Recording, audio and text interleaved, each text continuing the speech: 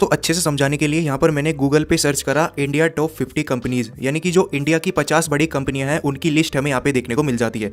तो सबसे पहले बात करते हैं दोस्तों, हमें शुरुआत में किस कैटेगरी की कंपनी में इन्वेस्ट करना चाहिए। तो यहाँ पर 3 कंपनी मेन देखने को मिल जाती है, जैसे कि लार्ज कैप, मिड कैप और small cap. Large cap category में दोस्तों वो कंपनी आती है जो कि सबसे बड़ी कंपनियां हैं इंडिया की। मिड कैप में वो कंपनी आती है जो कि लार्ज कैप और स्मॉल कैप के बीच में है, और स्मॉल कैप में वे कंपनी आती है जो कि इंडिया की सबसे छोटी कंपनियां हैं। तो दोस्तों आपको शुरुआत हमेशा लार्ज कैप कैटेगरी की कंपनियों से ही करनी चाहिए, और उनमें से भी वही कंपनी होनी चाहिए जो कि इंडिया की टॉप 50 कंपनीज में है, यानी कि जो निफ्टी 50 के अंदर आपको देखने को मिलती है।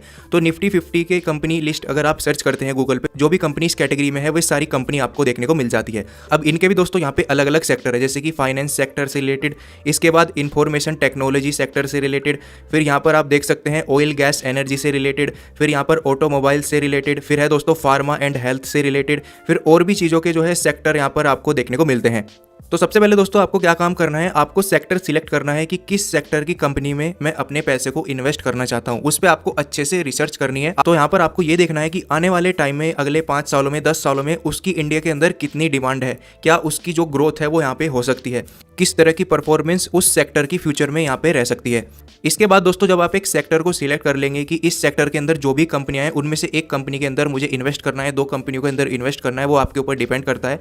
अब यहाँ पर आपको कंपनियों में भी अच्छे से रिसर्च करनी है। अब इनमें से कौन सी बढ़िया कंपनी है, किन की डिमांड ज़्यादा है फ्यूचर में।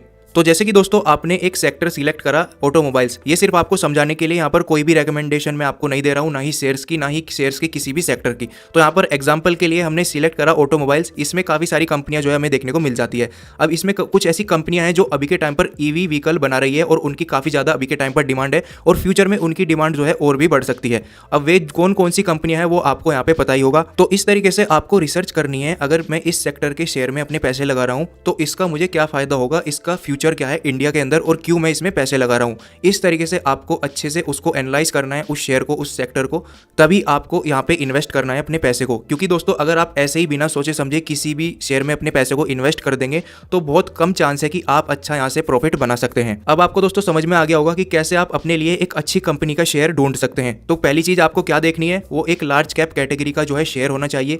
इसके बाद वो दोस्तों निफ्टी 50 के अंदर शेयर होना चाहिए, यानी कि इंडिया की जो 50 बड़ी कंपनियां हैं उनमें से वो एक शेयर होना चाहिए यहाँ पर। इसके बाद जो भी सेक्टर आपको पसंद है, फाइनेंस सेक्टर, टेक्नोलॉजी सेक्टर, यहाँ पर ऑयल गैस एनर्जी, इस तरह के जो भी सेक्टर है उनमें से आप कोई सा भी एक शेयर सिलेक्ट कर सकते हैं और उसमें इन्वेस्ट कर सकते हैं। अब बात करते हैं दोस्तों, जब हम एक बार कंपनियों के शेयर को सिलेक्ट कर लेते हैं कि अब इसमें हमें इन्वेस्ट करना है, तो कितने टाइम के लिए दोस्तों हमें इन्वेस्ट करना चाहिए ताकि हमें यहाँ से एक अच्छा प्रॉफिट मिले।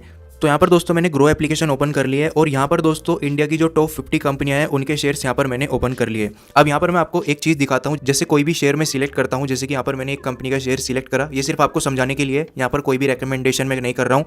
1 साल का ग्राफ देखेंगे, 1 साल में सिर्फ 14% का रिटर्न दिया है शेयर ने, लेकिन अगर हम 5 साल का ग्राफ देखते हैं तो 160% के आसपास ये रिटर्न दे चुका है शेयर। इसके बाद अगर हम कोई दूसरी कंपनी का शेयर सिलेक्ट करते हैं, जैसे कि भारत इलेक्ट्रॉनिक्स, पिछले 1 साल में देख सकते हैं सिर्फ 9% का यहाँ पे रिटर्न दिया है, और 5 साल का रिटर्न देखेंगे तो 740% का रिटर्न ये कंपनी का शेयर यहाँ पे दे चुका है। इसके बाद अगर मैं कोई और कंपनी का शेयर सिलेक्ट करता हूँ, जैसे कि कोला इंडिया, तो यहाँ पर आप देख सकते हैं 1 साल में 13% का रिटर्न ये शेयर दे चुका है, और 5 साल में देखेंगे 209% का रिटर्न दे चुका है। इसके बाद अगर मैं एक और शेयर सिलेक्ट करता हूँ ऑयल एंड नेचुरल गैस, तो 1 साल में इसने रिटर्न दिया है 17% का, और पिछले 5 साल में दिया है 150% का। तो यहाँ पर दोस्तों आपको एक चीज़ देखने को मिलेगी, अगर आप इन्वेस्ट करते हैं अपने पैसे को 1 साल के लिए, 2 साल के लिए, फिर 3 साल के लिए, तो यहाँ पर आपको बहुत कम चांस है कि अच्छा प्रॉफिट यहाँ पर आपको मिल सकता है, और उल्टा आपका शायद लॉस में भी जा सकते हैं। लेकिन यहाँ पर आप कम से कम एक टाइम पीरियड लेके चलते हैं, 5 साल या फिर उससे ज़्यादा का टाइम पीरियड, 5 साल, 10 साल, 15 साल, तो काफ़ी ज़्यादा चांस हो जाते हैं कि आप यहाँ से जो है एक अच्छा प्रॉफिट बना सकते हैं।